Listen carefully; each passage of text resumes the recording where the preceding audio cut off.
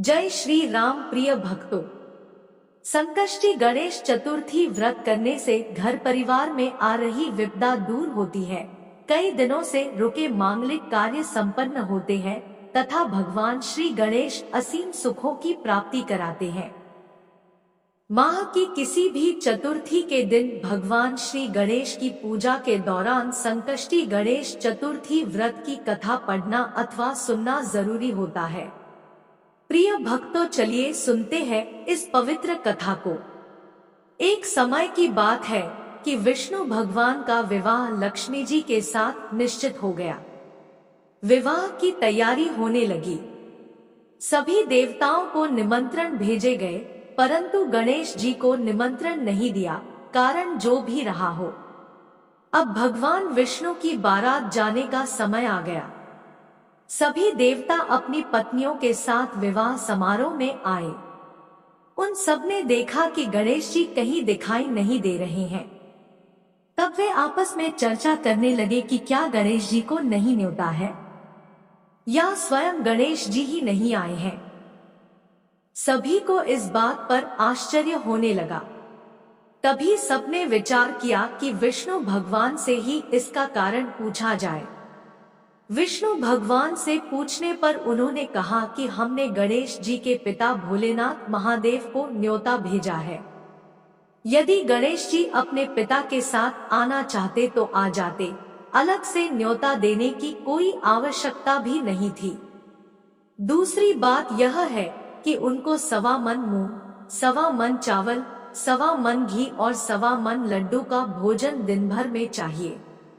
यदि गणेश जी नहीं आएंगे तो कोई बात नहीं, दूसरे के घर जाकर इतना सारा खाना पीना अच्छा भी नहीं लगता।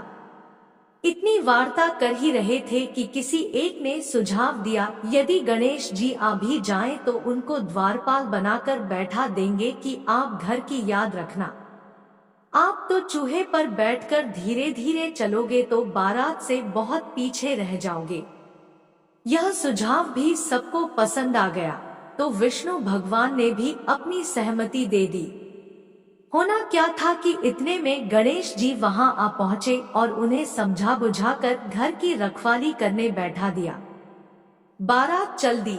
तब नारद जी ने देखा कि गणेश जी तो दरवाजे पर ही बैठे हुए हैं, तो वे गणेश जी के पास गए और रुकने का कारण पूछा। गणेश जी कहने लगे कि विष्णु भगवान ने मेरा बहुत अपमान किया है।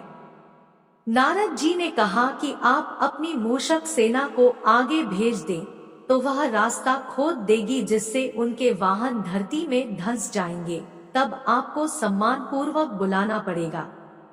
अब तो गणेश जी ने अपनी मूषक सेना जल्दी से आगे भेज दी और सेना ने जमीन पोली कर दी। जब बारात वहां से निकली तो रथों के पहिए धरती में धंस गए। लाख कोशिश करें परंतु पहिए नहीं निकले।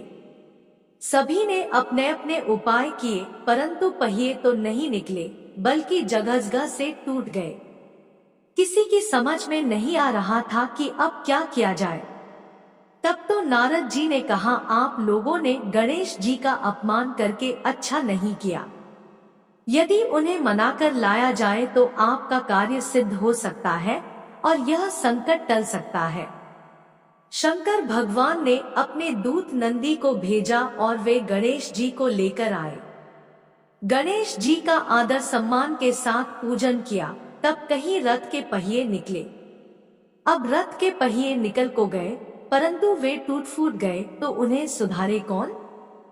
पास के खेत में खाती काम कर रहा था, उसे बुलाया गया। खाती अपना कार्य करने के पहले श्री गणेशाय नमः कहकर गणेश जी की वंदना मन ही मन करने लगा। देखते ही देखते खाती ने सभी पहियों को ठीक कर दिया। तब खाती कहने लगा कि हे देवताओं, आपने सर्वप्रथम गणेश जी को नहीं मनाया होगा और न ही उनकी पूजन की होगी, इसीलिए तो आपके साथ यह संकट आया है। हम तो मूर्ख अज्ञानी हैं, फिर भी पहले गणेश जी को पूजते हैं, उनका ध्यान करते हैं। आप लोग तो देवतागण हैं, फिर भी आप गणेश जी को कैसे भूल गए? अब आप लोग भगवान श्री गणेश जी की जय बोलकर जाएं, तो आपके सब काम बन जाएंगे और कोई संकट भी नहीं आएगा। ऐसा कहते हुए बारात वहां से चल दी और विष्णु भगवान का लक्ष्मी जी के साथ विवाह संपन्न करा के सभी सकुशल घर लौट आए। प्रिय भक्तों, यदि यह वीडियो आपको लाभदायक लगा हो तो कमेंट में गणपति बप्पा मोरया लिखें और चैनल को सब्सक्राइब करें।